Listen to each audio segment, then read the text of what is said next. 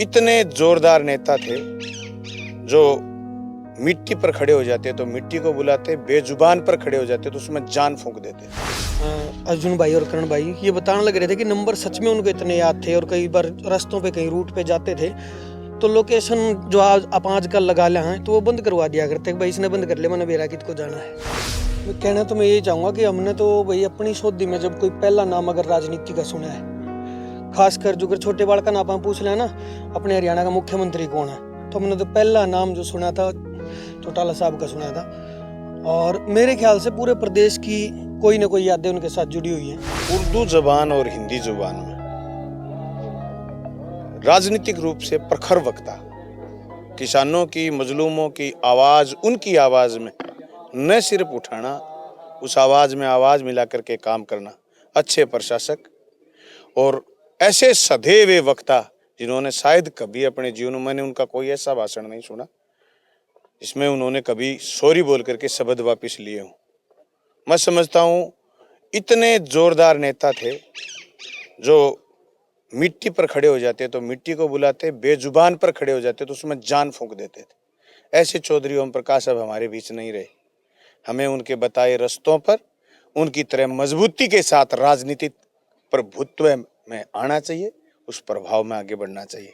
आज हमने चौधरी ओम प्रकाश को नहीं खोया है, एक ऐसे जोरदार राजनीतिक को खोया है जिसने खुद लंबी जेल काटते हुए लोगों के घरों को रोशन करने का काम करा था।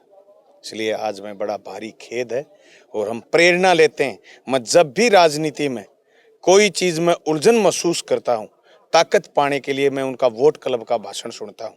जो मुझे सुन रहा है मैं उससे कहना चाहता हूँ, आप उनके वोट क्लब के भाषण को सुनिए, आप महसूस करेंगे कि वक्ता क्या होता है और राजनीतिक समझ क्या होती है। वो चौधरी ओम प्रकाश से सीखी जा सकती है। कहना तो मैं यही चाहूँगा कि हमने तो भाई अपनी शोधी में जब कोई पहला नाम अगर राजनीति का सुना है, खासकर जो अगर छोटे बालका नाम आप पूछ लें ना अपने हरियाणा का मुख्यमंत्री कौन है, तो हमने तो पहला नाम जो सुना था चौटाला साहब का सुना था।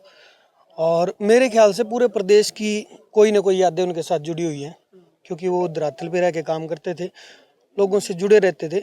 और हर इंसान को कहीं ना कहीं एक बार जरूर महसूस हुआ होगा कि हम भी कहीं ना कहीं इनेलो के और चौटाला साहब के परिवार का पार्ट रहे हैं। मेरे ख्याल से जिन जिनका थोड़ा बहुत भी राजनीति में कोई इंटरेस्ट है या ना भी है, तो यही कहना चाहूँगा कि बेशक उम्र कितनी भी हो, जब ऐसी शख्सियत हमारे बीच से जाती है तो यूँ लगता है कि एक युग का अंत हो गया। और शायद बहुत कई सालों के अरसों के बाद ऐसी शख्सियत किसी भी राजनीतिक फील्ड में मिलती है। मैं उनको श्रद्धांजलि अर्पित करना चाहूँगा और नमन करना चाहूँगा कि हरियाणा को एक अलग दिशा दे के अपने राजनीतिक काल में वो गए हैं। और आने वाले टाइम में उम्मीद भी करूँगा कि चौटाला परिवार आगे इस चीज़ को बढ़ाए। समाज भी बड़े-बड़े सियासी लोग आते हैं, वो कहते हैं उनकी याददाश्त इतनी, हाँ नेम कार्यकर्ता उनका भाई नेम कार्यकर्ताओं का और नंबर बहुत याद थे उनके। एक भी जिक्र चल रहा था, करण भाई बैठे थे तो यही बात हम करने लग रहे थे। अर्जुन भाई और करण भाई ये बताने लग रहे थे कि नंबर सच में उनको इतने याद थे, और कई बार रास्तों पे कहीं रूट पे जाते थे तो लोकेशन जो आज आप आजकल लगा ले हैं तो वो बंद करवा दिया करते भाई इसने बंद कर लिया, मैंने बेरा कित को जाना है। तो ये चीज़ें यादगार तो सारी चीज़ें उनकी थी। नहीं तो 90+ जब उम्र हो जाए और इतना माइंड स्ट्रॉन्ग था उनका, अब तक भी कार्यक्रम अटेंड करना, राजनीतिक प्रोग्रामों में भी जाना, शादी ब्याह के प्रोग्रामों में जाना, अपने कार्यकर्ताओं को अटेंड करना, अब तक भी इतनी मजबूत पकड़ थी उनके दिमाग की।